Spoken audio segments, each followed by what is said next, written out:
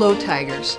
Thank you so much for joining us for the first ever Global Alumni Reunion. Whether you were able to make it back to Towson this weekend or you're joining us remotely, it is truly wonderful to have so many distinguished alumni gathered together in celebration of what makes TU a most special and most welcoming university. Our diversity is one of our greatest strengths, one that enriches the lives of all that call TU home. And our international students have added so very much to the rich and inclusive campus community over the years. Through our international program, we have welcomed students from more than 80 countries from across the globe, which is a remarkable testament to all that TU offers and to the university's role as national leaders in inclusive excellence. We are forever proud that each of you chose to be part of the Tiger family, and we are very appreciative that you are staying connected as alumni. There is much to celebrate at Towson University today. Over the last several years, we have seen dramatic changes to our campus as we build for the future of our ever-growing university. Construction is currently underway to build a new College of Health Professions building, a state-of-the-art facility that will provide tremendous opportunity and resources for our students, including multiple high-fidelity simulation labs and patient rooms, where students will be able to experience clinical testing using the very latest in technologies. This substantial investment in our health professions infrastructure and facilities represents Towson University's commitment as a leader in the healthcare sector in Maryland and the Mid-Atlantic region. We also recently expanded and renovated the University Union, a much-needed project to accommodate the over 13,000 additional students enrolled since the Union first opened in 1972.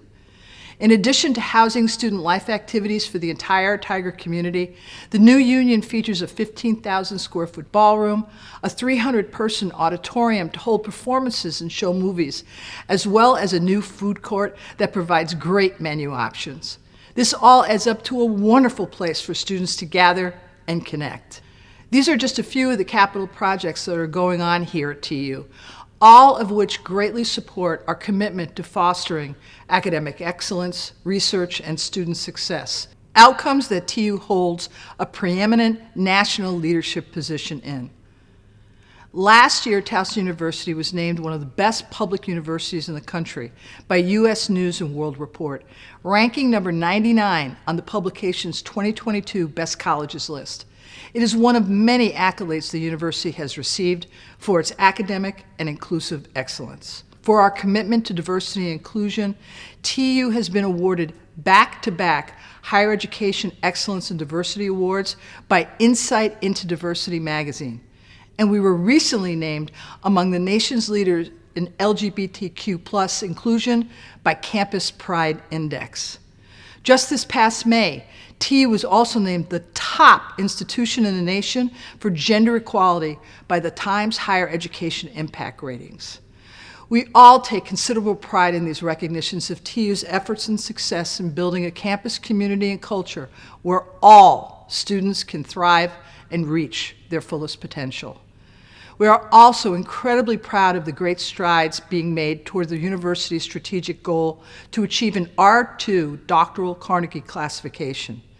This classification for high research activity will further strengthen and extend TU's impact as an anchor institution to Maryland and the Mid-Atlantic region.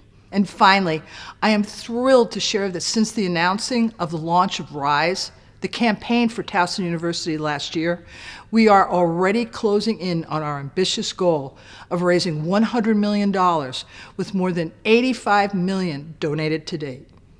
It is thanks to the support of our network of incredible alumni, like many of you, and our institution's many charitable leaders, we will be able to fuel Towson University's bright future. Again, thank you so much for being here today and for all you do to showcase Towson University's excellence on the global stage.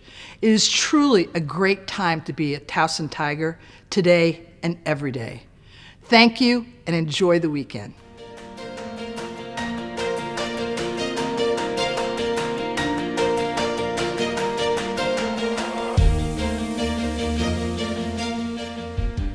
Hello, my TU Tiger friends. I'm Jenna Mills, the Director of Alumni Engagement Programs and a proud 2009 and 2016 graduate of Towson University.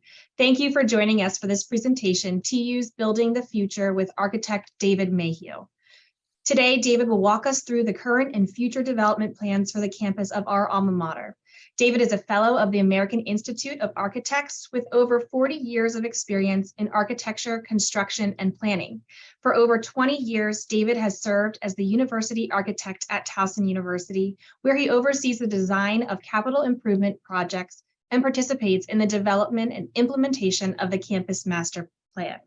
He is a member of the Association of University Architects, a member of the Society of College and University Planners, a lead accredited professional, and a member of the College of Fellows of the American Institute of Architects. David, thank you for joining us today. Thanks for having me. So welcome everybody. I'm going to share my screen if I will. Hopefully everybody can see the front title slide here. Again, thanks for having me. It's always a pleasure to present the work at Towson and what's going on. We have so much going on here, and we present our master plan and design and construction to various groups all the time. But I got to say, one of the most gratifying is when we get to present to alumni, because you all, more than anybody, have spent time on the campus and understand the context and understand just how much transformation has really occurred on the campus. So I think you all can appreciate it more than anybody. What I was going to do today is give you a brief review of some of our recently completed and ongoing projects, including the recently completed Science Complex, our University Union expansion and renovation, the Glenn Towers renovation, the College of Health Professions, our Smith Hall renovation, and briefly talk about some of the development uptown. And then I'm going to give you an overview of our recently completed 2020 master plan, which will show what's coming and what's in the future. So with that, I'll start with the Science Complex. The Science Complex was recently completed in the fall of 2021 at 316,000 gross square feet. It's actually the largest academic building on campus.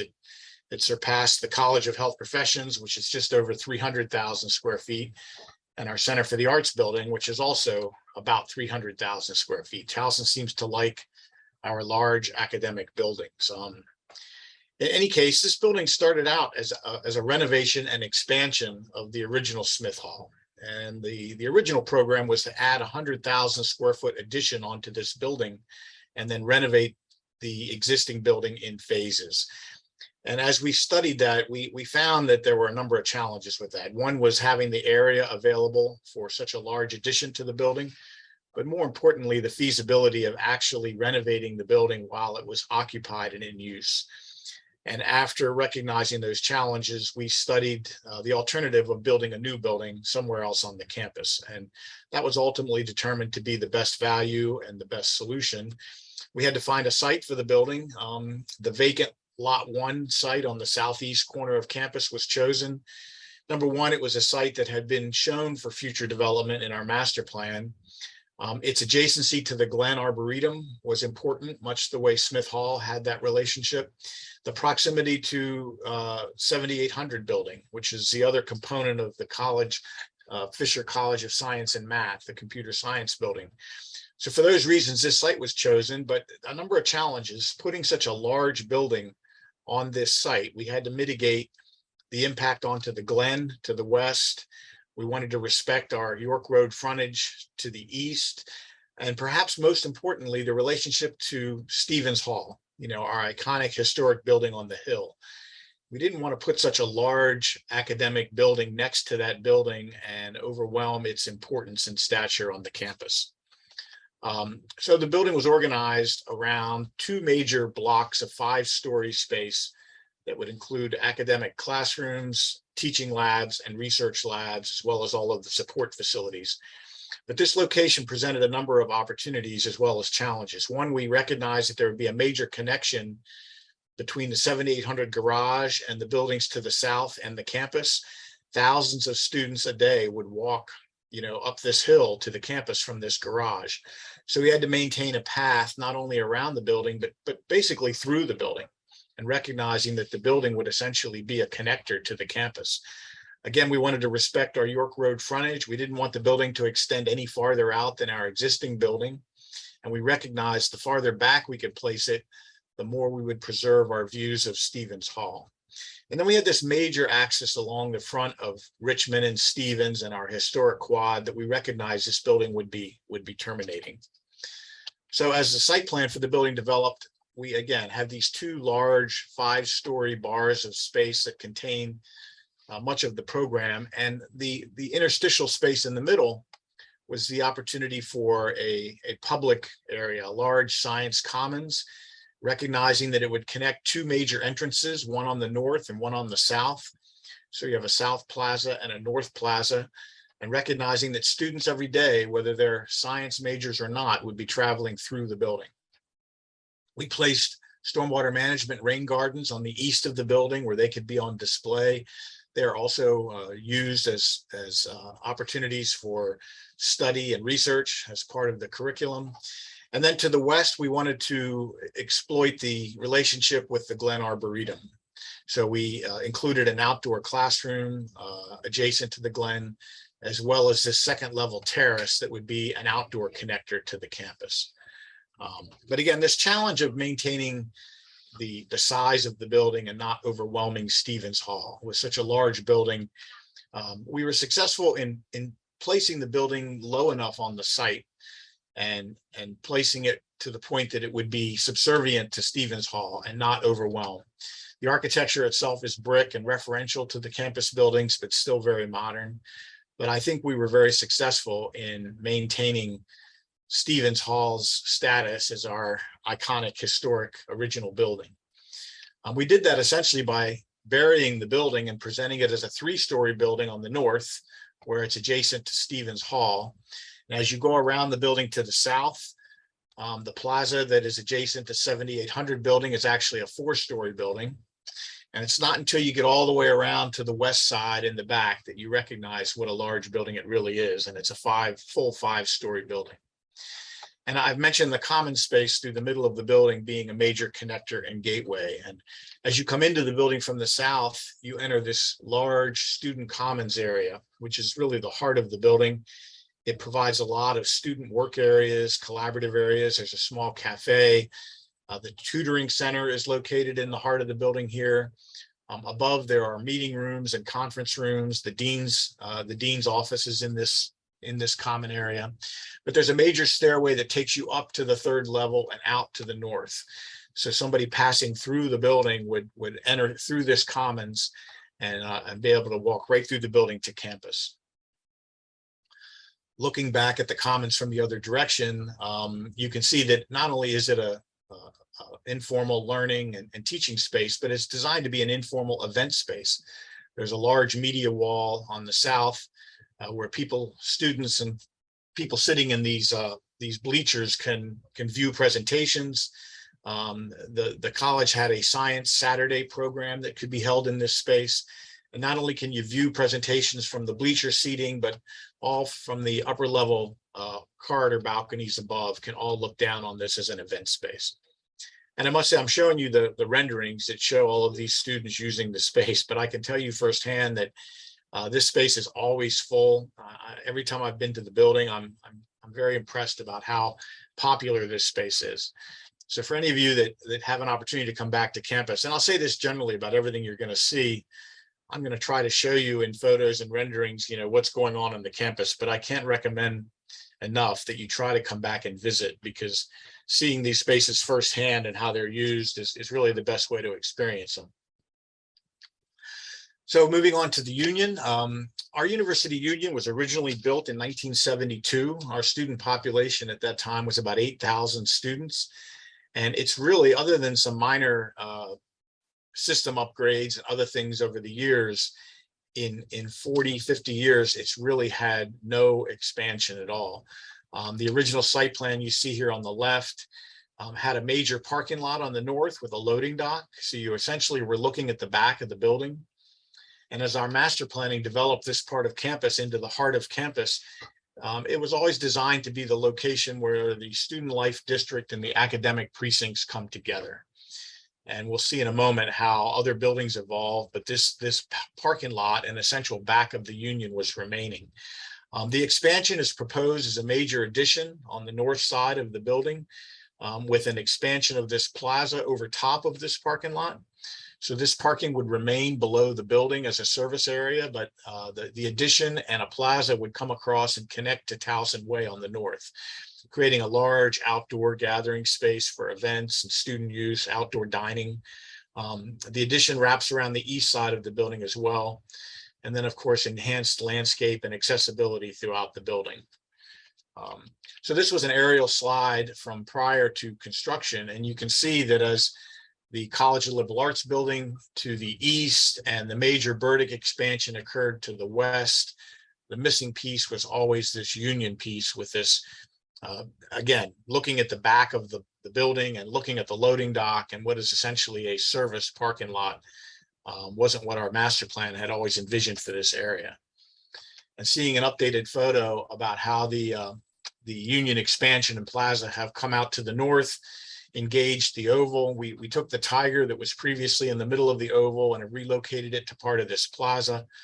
So all of this buildings and this space has now come together as originally planned. And I'll say that this concept has been in our master plan for over 15 years. It's just taken quite a while to get it implemented, but it's very gratifying to see the plan come together pretty much the way it had always been envisioned. So I mentioned on the north side is the major addition. The third floor, second level from here, but the third floor of the building is a major ballroom expansion with a large pre-function space on the north.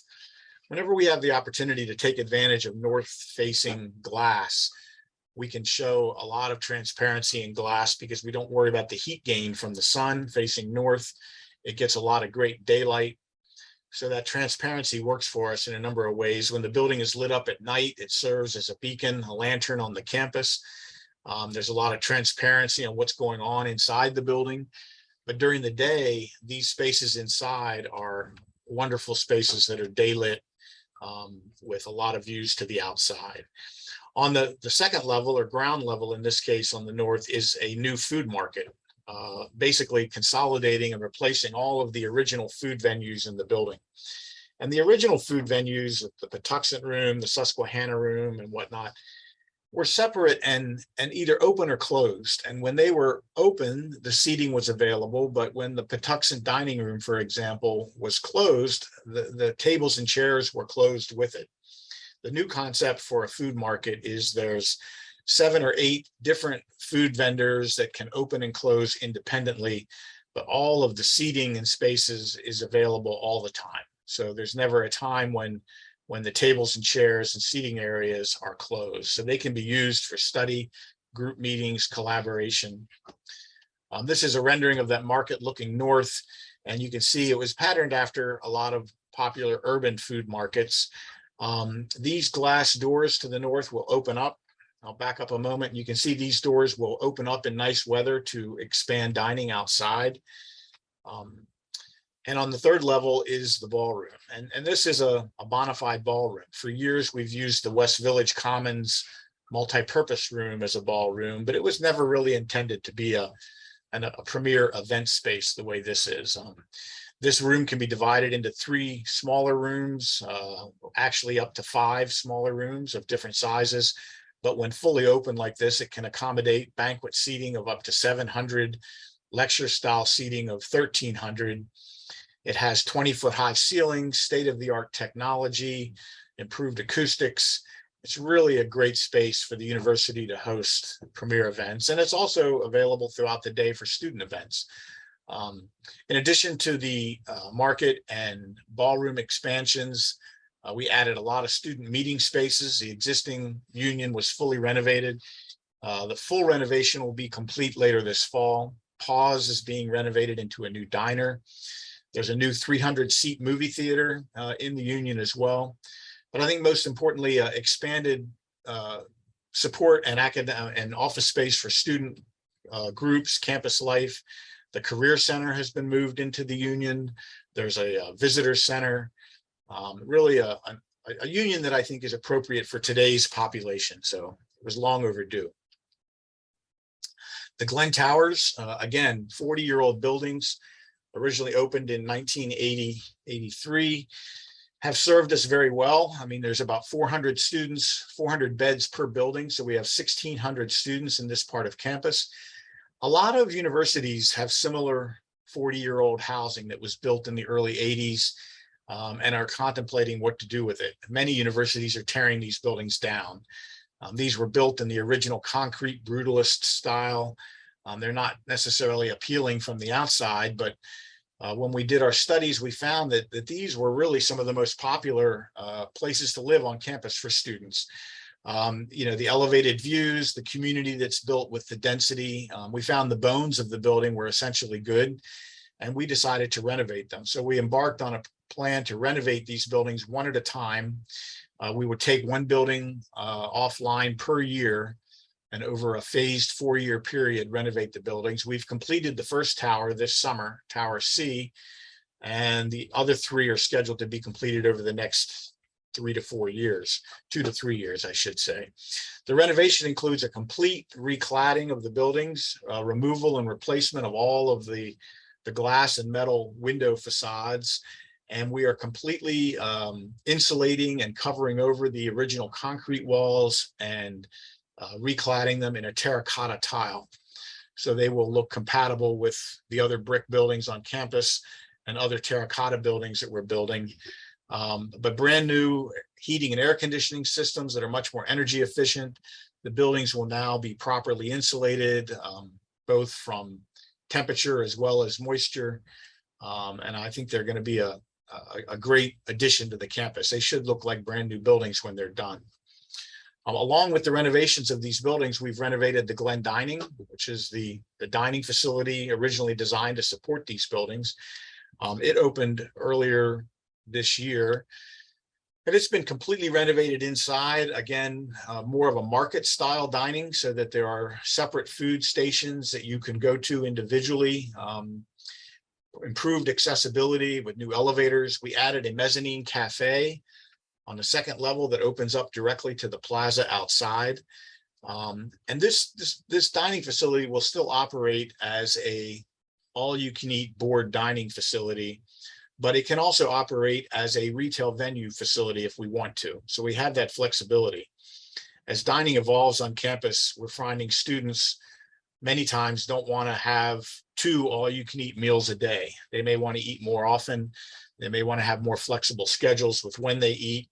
So much like the union food market, we have the flexibility in our main dining halls to operate them as market style venues as well.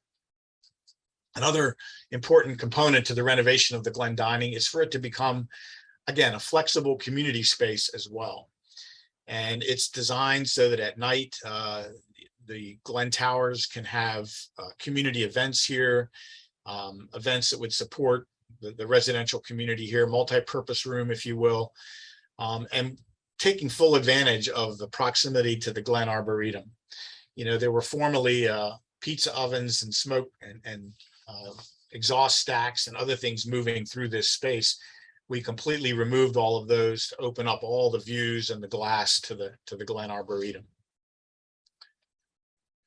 That brings me to the College of Health Professions. And the College of Health Professions has traditionally been located in multiple buildings on campus.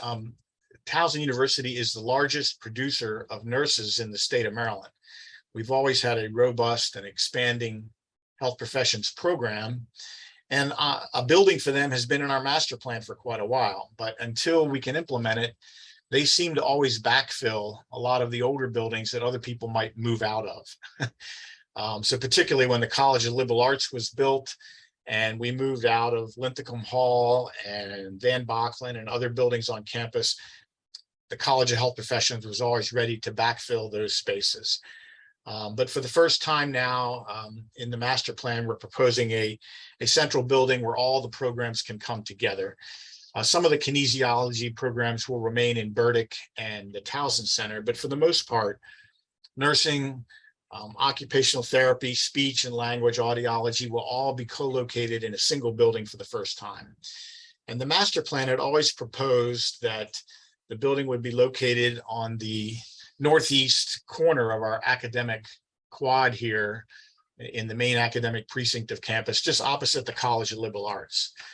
Again, one of our challenges is a 240,000 square foot building. So one of the challenges is placing such a large building on the campus to where it won't overwhelm and overscale all the other buildings on campus.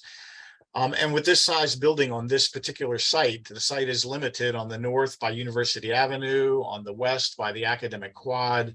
It's limited on the south with the power plant, and on the east by the existing Prettyman Scarborough buildings, but by proposed future buildings to the east. So we really didn't have any room to expand the building out horizontally. And it ends up being almost a 5-story program to fit on this building, which would be much taller than the 3 stories of the College of Liberal Arts here. So in developing our design concepts, one idea was to develop a building that would step down towards the southwest as it engaged the academic quad and the College of Liberal Arts to the west and other buildings on campus. It would maintain a full 5 or 6 stories on the north at the front entrance, the public face, if you will. But as it engages the campus, we would step the building down so that the scale of the building would be more appropriate. Also, in stepping the building, we proposed that we could have green roofs as well as occupied activated roof gardens that would be integrated with the programs of the academic building inside. So this concept ultimately also proposed an openness on the ground level. We recognize many of our academic buildings that are placed on the campus don't engage the landscape very directly. They may have a nice door that comes out onto the quad, but we wanted this building to be as transparent and open as possible on the ground level so that we could let the building spill out onto the landscape and have the landscape kind of come into the building, blur that boundary, if you will. So with this concept, we developed the final design pretty much along those lines. This is a view from the southwest looking at the building from campus.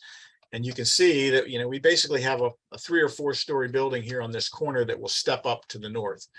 The lower level is more transparent and open to the campus. And you can see the terraced roof gardens stepping down. When you look at the site plan, the functions that are on the ground plane in particular are the largest public classrooms. And as you move up in the building, the academic program becomes more specialized to the College of Health Professions. But one thing we recognize, and I'll talk a little more about this later, but there's a lot of students now approaching campus from the north. And much like the science building is sort of a pathway onto campus, we recognize that a lot of students would perhaps come through this building on their way to other buildings on campus. So we wanted to make this building a very inviting and public presence on the ground floors with this major north-south academic commons as a major connector between the north entrance and the south entrance and Towson Way.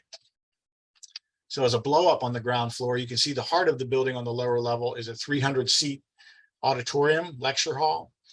And this is intended not only to serve the college with classes, but just as importantly to be a destination event space for the campus.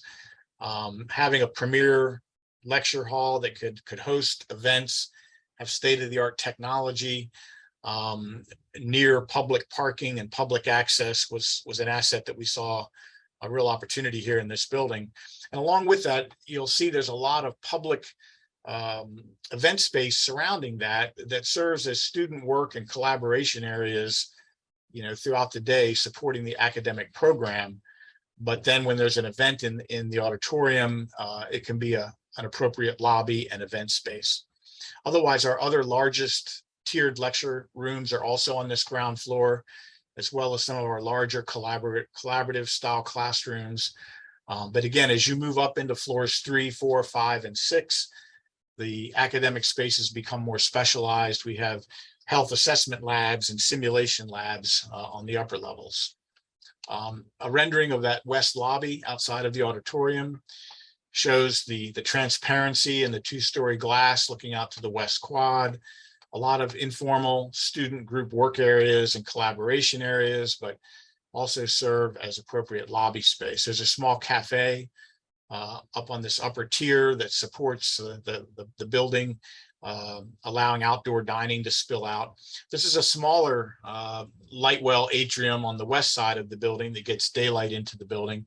One of the challenges with these large, fat, square footprints is trying to get daylight into the core of the building. And so you'll see the building has a west atrium on this part and a major atrium over the commons on the east that allow daylight into the core of the building. Going around the west, south side of the auditorium, you see a terraced stepping of more student work areas and collaboration areas that step up to the north. This is a rendering of the interior of the auditorium. Again, state-of-the-art technology, acoustics, and a nice wood finish, making it a premier public event space. This is the view from the south, from Towson Way. And again, you can see how the stepping of the building will help to mitigate the overall size and scale as you relate to campus. This is the major entrance on the south, which is the opposite end of the front door to the north. And you'll see in a cutaway how this multi-story atrium on the east side is a major commons in the building with a glass roof, getting daylight down into the building. These are those student work areas and collaboration spaces that stretch around the auditorium on the ground level. And then again, as you move up into the building, more specific program space for the health professions.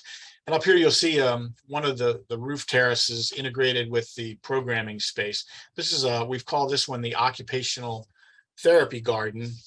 And it may have outdoor walking surfaces and other devices that will support training. This is the maker space for the occupational therapy department that, again, looks right out onto this roof garden. This is a rendering of the major academic commons running north-south below that east atrium and skylit.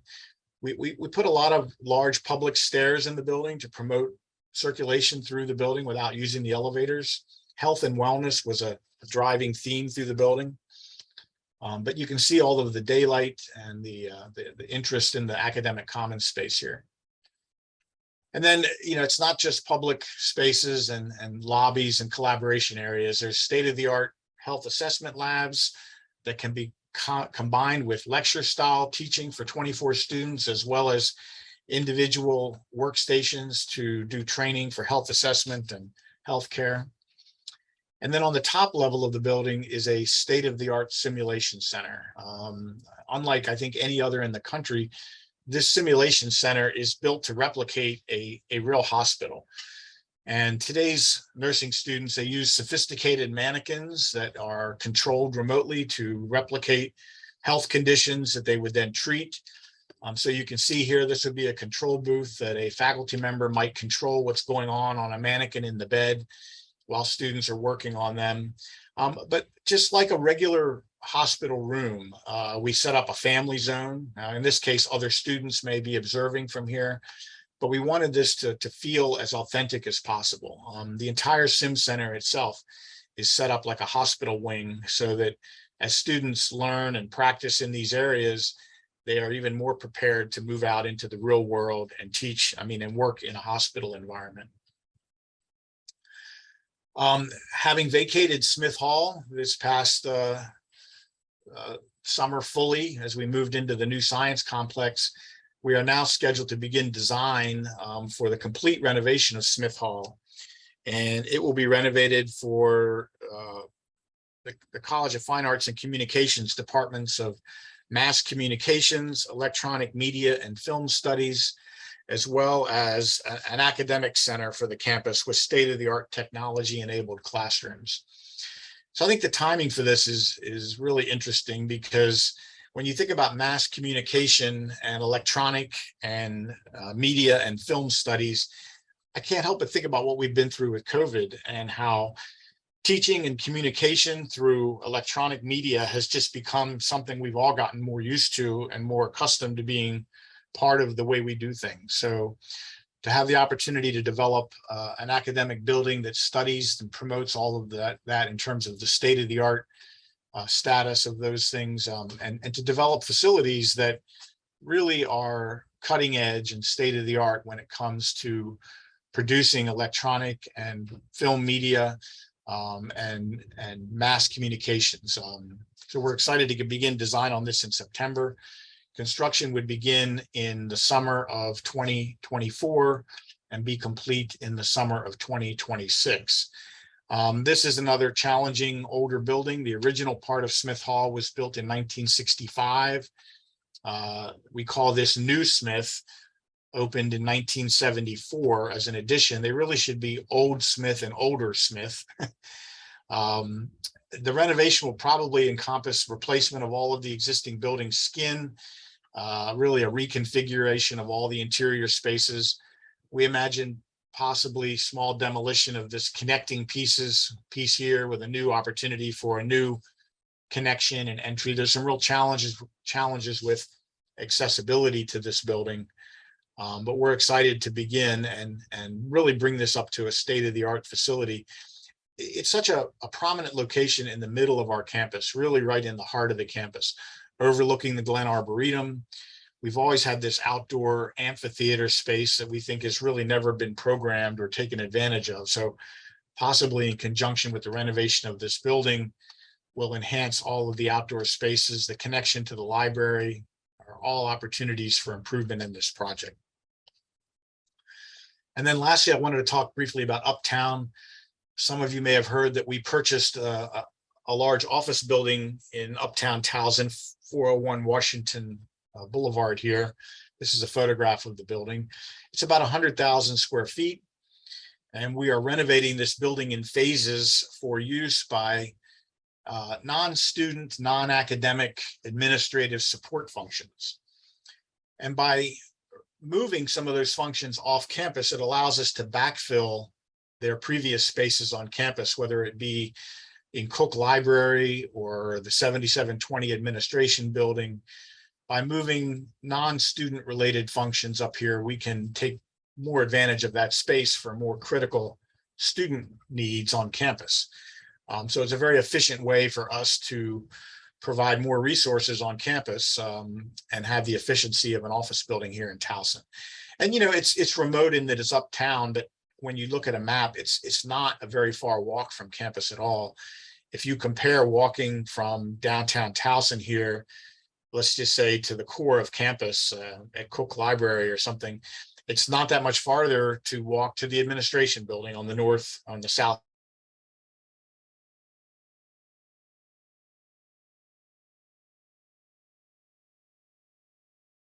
The street to the south, you know, in the lower part of this picture is the Towson Armory. And we are leasing that space as a TU startup. And the TU startup is a co-working and outreach space that we've developed to allow connections to the business community with Towson's students, our entrepreneurs, our startup spaces, small businesses. It's really a great space. It has a Starbucks pickup connected with it. So there's a coffee shop here, but it's open and public. There's public Wi-Fi access to technology. It's also going to be a great resource for students that live up in downtown Towson now. You know, they can treat this as a mini study sort of library resource space for technology and work areas. Which brings me to the last part of Uptown. I wanted to show you this aerial slide that shows private development over the last 2 years have delivered 3 major student housing buildings in downtown Towson, just north of our campus. This is the 10 West former Marriott building, which we also have converted to student housing. But you know, our campus border is right here to the north, and above us, again, with really no financial or contractual participation from us, the private development housing market has recognized the need for student housing and have built these 3 apartment style student housing buildings that effectively put 2,000 student beds in downtown Towson. And that's going to create a real, you know, I think a demand, as I'll talk about in the master plan, for us to take a good look at our connections, our pedestrian connections to downtown Towson, improving those. but I think it's also going to be a big enhancement for downtown Towson itself. I think having people living and working here and having people living here at night is a big improvement. In conjunction with this student development, there's been private housing development as well in the core of Towson. So Towson itself is growing up a little bit. For the first time in probably 20 years, they've had major new building expansions in downtown Towson. So that brings me to the new master plan we just completed last year. As part of university system policy, we update our master plan every 5 years. It's the way that we monitor and plan for our growth. It's also the way that we plan our capital budgets and request state funding for projects. So it's important that we update it every 5 years. This time, for the first time, the update to our master plan coincided with a new campus strategic plan. So obviously, one of the primary goals of a master plan, of a physical master plan, I should say, is to support the university's mission and support the overall university's strategic plan. So when we took a look at the strategic plan goals that had been identified, educate, innovate, engage the community, be very inclusive, be very supportive environment, and be a very sustainable environment. We aligned those with some concept ideas for the physical master plan and boiled those down to four concepts that we recognized would be informing the master plan. We wanted to renew and activate campus districts and certainly provide the physical resources for growth. We wanted to support the university's growth to a research to doctoral university with high research activity. We wanted to create a north-south pedestrian campus greenway, getting back to what I mentioned earlier about connections to Towson to the north. And lastly, be an outward-oriented campus. I'll talk more about this later, but for the first time, our master plan, I think, was really inclusive of our surrounding communities in downtown Towson much more than before. Previously, our master plans were always conscious of town and gown relationships and opposition to our growth. So we were very careful to really focus on our boundaries and within our borders and, not promote that our growth was affecting or impacting a lot of growth beyond our borders. I think our town and gown relationships have improved dramatically to the point that people recognize that Towson is growing as well and parallel with our university, I would say. And there's opportunities for win-win circumstances with both. As we look at our community neighborhoods, one of the biggest drivers is our surrounding communities and everything that we do relative to growth, density, housing, transportation, circulation is all integrated with the planning of our surrounding communities. There's 9 community associations within a 5-minute walk of our campus. We're surrounded by major medical institutions on 3 sides with GBMC, Shepherd Pratt, and the University of Maryland. We have downtown Towson certainly to our north and Goucher College beyond that. So, we really have an opportunity as we plan and plan our physical campus to make sure that we're integrated with physical planning with all of our community and neighbors. These concentric rings here are showing, a 5-minute walk, a 10-minute walk, and a 15-minute walk. So it really does show you how connected we really are in general with downtown Towson. Another major plan driver is our space needs summary. We plan for our growth and determine how much additional space we need to meet our education requirements for our population projections and whatnot. But in addition to quantity of space, what we heard from a lot of our stakeholders was the quality of space. It was important. And we found that our planning had to account for and promote more flexible classrooms. Teaching styles have changed dramatically. There's no longer just going to a lecture and sitting for 50 minutes and listening to a professor lecture. More often now, we want to work in groups and do problem-based learning, collaborative work, allowing those types of spaces, both in the campus, in the classroom, but just as important, spaces outside of the classrooms. A lot of our older buildings built in the 70s were built very efficiently by state standards to be hallways and rooms. If you look at buildings like Linthicum Hall, Hawkins and Psychology, even Stevens Hall, and Smith Hall, they were all long corridors with classrooms. And now we promote students working in groups outside of classrooms. We want students to engage with faculty outside of classrooms. We want students to remain on campus and work, be interactive. So we've got to provide those kinds of spaces on the campus outside of the classroom. And then lastly, recognizing that, with certain types of specialized, highly technical or technology enriched spaces, we need to provide those in a way that they can be shared, interdisciplinary resources, among multiple colleges. So everything from a planetarium that is in the science complex to a state-of-the-art simulation space in the College of Health Professions, providing these enhanced spaces as resources for the overall campus.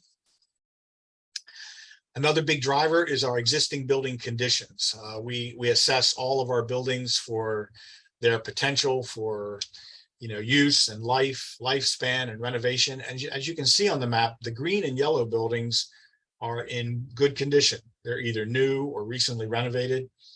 We are very fortunate to have quite a few of those with all of our recent growth and development in the last 15 years. The red buildings, on the other hand, are in need of some work. And most of those, as you can see, in addition to our historic building, Stevens Hall, but a lot of those are in the core of the campus that were built in the last big building boom in the 70s. So many of these buildings are approaching 50 years old. They're in need of complete system replacements, if not envelope and exterior wall replacements to be upgraded. Some are in better shape than others, but obviously we are about to embark on a complete renovation of Smith Hall, but we have future thinking and planning for how we will renovate Cook, Hawkins Psychology, Stevens and Van Bocklen, and of course the general services as well. And then in addition, there's 3 buildings shown here in black that are scheduled to ultimately be removed from the campus or demolished. The Enrollment Services building is again another brutalist building from the 80s with exposed concrete.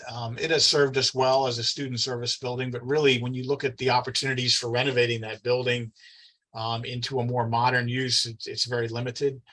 Linthicum Hall similarly has been a real workhorse for us, but floor to floor heights are limited. The column grids and the size of the footprint don't allow for modern instructional spaces. And the envelope is completely, antiquated. When you evaluate the cost of renovating these versus building new is where you really get into a life cycle cost analysis and a best value proposition. And lastly, Prettyman and Scarborough, the residence facilities on the northeast corner of campus, these buildings are not accessible at all.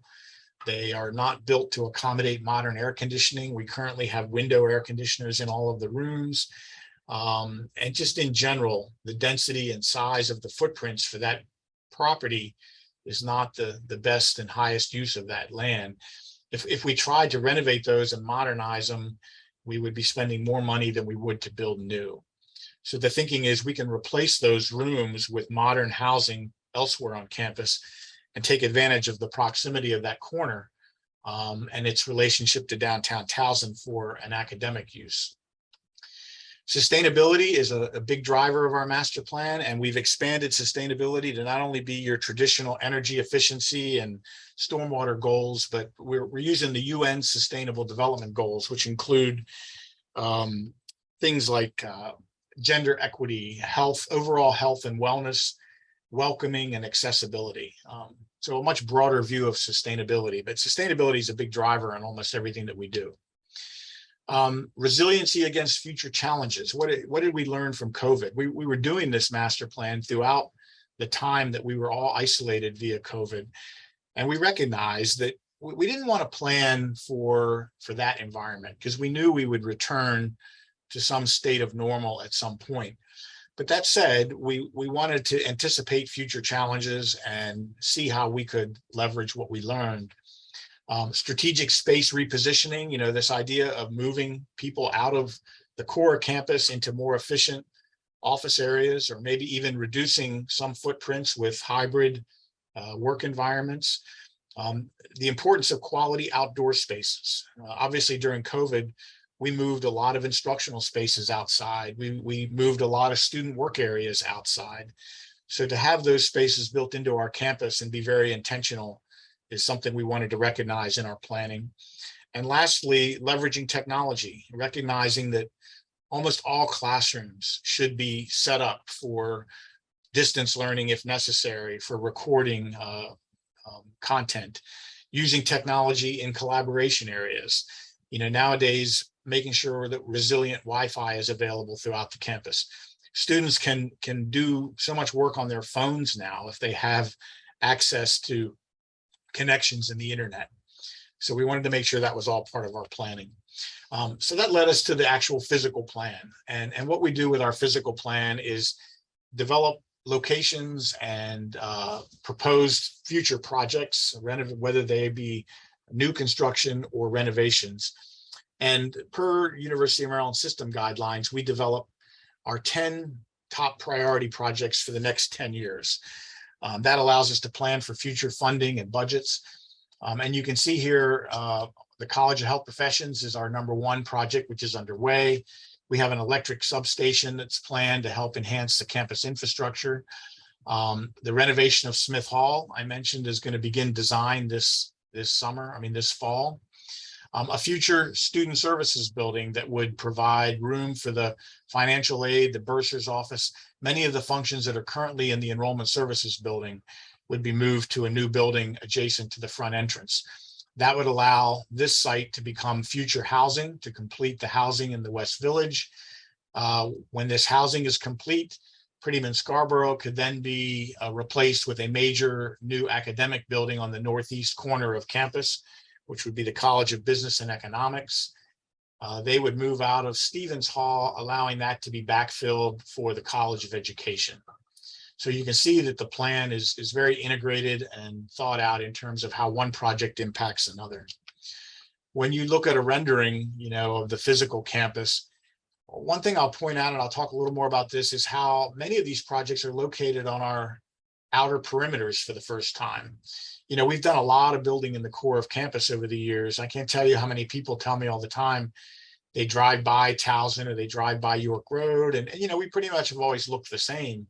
They don't recognize how much transformation has gone on within the campus. Well, I think for the first time, a lot of these projects are going to present a more public face to the campus and really allow us to integrate our connections at our borders. The science facility is a good example of that right along the campus. In addition to building projects, we have multimodal transportation enhancements. We're proposing a recreation path bike loop around the campus that could connect to other bike circulation paths, as well as the South Campus Bridge, connecting the South Campus, much the way the Osler Bridge connects the West Village. We also show in light yellow here opportunities for long-term growth. These may not be projects that show up in our 10-year priority plan, but nevertheless, from a long-range planning standpoint, we recognize that there's an opportunity for future academic building sites, expansion or enhancement of the admin building as that becomes a center for research and doctoral support. Possible expansion of Cook Library could be in a long-range plan. So looking quickly back on these concepts, how did each of our 4 original concepts integrate into the plan?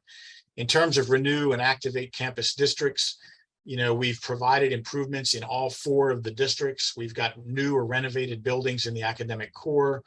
We have a student services building in the Campus Life Center, new housing in the West Village, a South Campus Bridge connecting the South Campus, as well as a athletic academic achievement center proposed in the South Campus.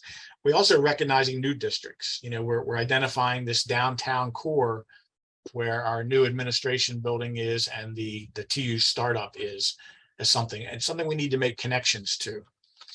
In terms of supporting growth to a R2 doctoral university, every one of our new buildings, starting with the science complex, the College of Health Professions, have a lot of research space programmed into them. The Smith Hall will certainly have that, as well as the College of Business and Economics. As we vacate the original administration building and move some of those functions up north, backfilling this with research support space and letting this zone be perhaps a future expansion of research space is all part of our planning. This north-south campus connector, Greenway connector, is an important physical part of the campus development. Our previous plans have built this east-west connector. We call it Towson Way, and you're probably familiar. It connects the westernmost part of campus, where the West Village garage is, with a fully accessible, safe route all the way to the east end of campus. Well, the goal of this plan, through the development of this bridge, is to connect South Campus all the way up through downtown. And one major part of that is this South Campus bridge. You can see in a rendering again how it would connect a high topography of the South Campus across to the area by the Center for the Arts and on to campus. But this would alleviate a major pedestrian vehicular conflict that we've dealt with, where people have to cross the street with busy traffic. And it also allows for a gateway into the South Campus. A lot of times people will drive by the South Campus on Osler. If they don't happen to see one of our small tombstone signs, they may not know that all of these facilities are back here. Well, we're seeing this as an opportunity to create a real gateway into the South Campus as well. In terms of being an outward-oriented campus, I mentioned earlier how many of our projects are looking out and facing the north and east perimeter of campus, but expanding this planning into downtown and how we make connections into downtown are more important than ever, not only because of our facilities here, but as I mentioned, these privately developed student housing buildings that'll be flowing into the campus. Along the perimeter, you can just generally start to see that the enrollment services building could be replaced with new housing. We have our student services building at the new front gateway to campus. And then on around the corner, you could imagine the College of Health Professions, and more importantly, the College of Business and Economics, really creating new entry gateways to campus. So this is a concept rendering of what a new academic building might look like on our northeast corner there, removing the topography and allowing a much more accessible flowing in to the campus from across the existing Starbucks. And you just imagine how much more welcoming this could be, and just what a better image and relationship it presents between the university's campus and downtown Towson, as more and more students are walking this path all the time. And so I show this final rendering, just as the overall campus money shot. And as I said earlier, as we've done these before, we've always sort of looked back and focused just on the campus itself. But we wanted to make sure that this rendering included downtown Towson, because this relationship is real. I mean, it's been here forever. And I think for the first time, this master plan begins to really address it physically and really work in collaboration with Towson and the community and others around to really promote, our connections and relationships and recognizing this. And I often like to think if a prospective student is looking at our website, they may be looking at our master plan or seeing this rendering, just understanding the context of our campus adjacent to what really is an ideal college town environment is a real asset. I think not only for us, with the resources that they promote, but also for them. I think the people that live here in Towson and in the surrounding communities, for that matter, will recognize that having a university here is a major plus and a major benefit. If you look at the list of the best towns in the United States to live in or to retire in, many of them are college towns. Charlottesville, Burlington, Ann Arbor, Boulder, Colorado. They often have a major university in close proximity to a town. And I think Towson has sort of resisted that in the past a bit. But that said, I think with the new developments in downtown Towson that are privately driven, I think it's all kind of coming into its own a little bit. So with that, I think we have a couple minutes left for questions. I went a little longer, but I'm happy to answer any questions anybody might have. Thank you, David. Yes, at this point in time, we do have some time remaining for questions. If you have anything that you would like David to further explain, feel free to go ahead and type that question in the chat, or unmute yourself.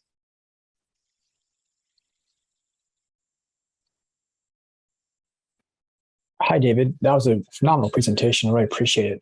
With the footprint of the campus growing, is there any thoughts as far as growing transportation beyond the current shuttle system? Yeah, that's a good question.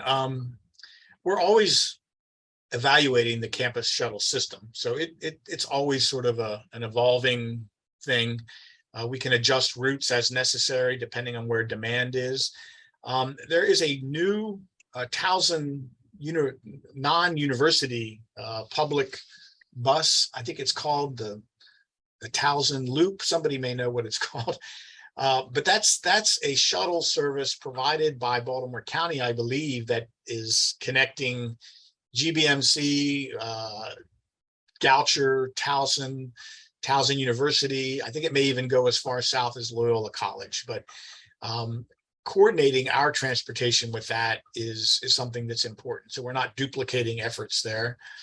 In the past, we expanded or extended our shuttle down to Penn Station to try to connect with, again, a broader transportation network. But I think we found the demand for that was not enough to support it. But I mentioned this bike loop and looking at connecting bike transportations and in particular pedestrian paths with the county network of bike paths. That's something we're continually studying as well. One of the challenges is really this burden of vehicular traffic in the way of our pathways into Towson, and trying to cross major 3-4 lane roadways that have either traffic lights or just difficult places to cross. So we're absolutely looking at pedestrian connections as well. Hi, I was wondering if there will be, before Prettyman and Scarborough are torn down, if there will be like a reception for alumni, similar to like what we did years ago at Warden West before that was renovated. That might be more of a question for Jenna. Yeah, I believe there is. I'll let Jenna respond to that, but yes. Yes, thank you. That is correct. We do plan to start communicating out to the alumni the plans for Prettyman and Scarborough, the removal of Prettyman and Scarborough, and we are talking about possibly hosting some sort of reception or farewell celebration for those buildings. Details are not finalized yet, though. Oh, okay. So that's slated more for 2028. So it will be somewhere around there. Well, I'll tell you that the actual schedule for when those buildings might be removed has not been finalized at all. It's in our master plan here and our long range planning, obviously, but right now there's no specific project that is approved that will be removing those yet. And I'd also like to just mention, we don't take demolishing any building lightly. I recognize that all of these buildings have a history here and an importance to the campus. I remember I was here when we took down La de L'Étang to build the College of Liberal Arts, and there was a lot of people that had a lot of fond memories of having their children go to daycare there or having taken classes there. We recently removed Dow Health and Glen Esk to make way for the College of Health Professions. Nobody had much to say about Dow Health, I'll say, but Glen Esk, was always an interesting building on our campus. It was an original farmhouse. At one time, it was the president's house. But again, when you evaluate the real long-term benefits of those buildings and their limited capability for modern use and redevelopment, you just have to really ask yourself, what is the highest priority or what is the best use? But even Linthicum, we really will closely evaluate a building to see if it can be of use, because we don't want to remove structure and send things to the landfill if they have any potential for reuse here. But in most cases, we found that the ones that are slated for demolition really didn't pay off to modernize them or renovate them. Mm-hmm. Thank you. Those are two very great questions. I will take a few more minutes, just moments here, to see if any other questions pop up.